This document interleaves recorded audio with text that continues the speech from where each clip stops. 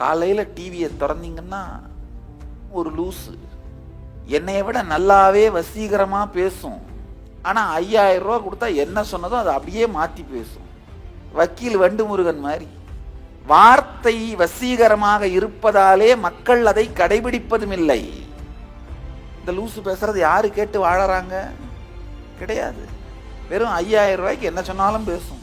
மக்கள் என் வார்த்தைகளை வாழ்வதற்கான ஒரே காரணம் வார்த்தைகளின் வசீகரம் அல்ல, வாக்குக்கு பின்னால் இருக்கும், வார்த்தைகளுக்கு பின்னால் இருக்கும் குண்டலினி சக்தி, வாக் சக்தி. அதுதான் மக்களை நேரடியாக வாழ வைக்கின்றது. இந்த வார்த்தைகளை வாழ வைக்கின்றது. குண்டலினி சக்தி நம் எல்லோருக்குள்ளும் இருந்து கொண்டிருக்கும் விதை, ஞான விதை, அக விதை.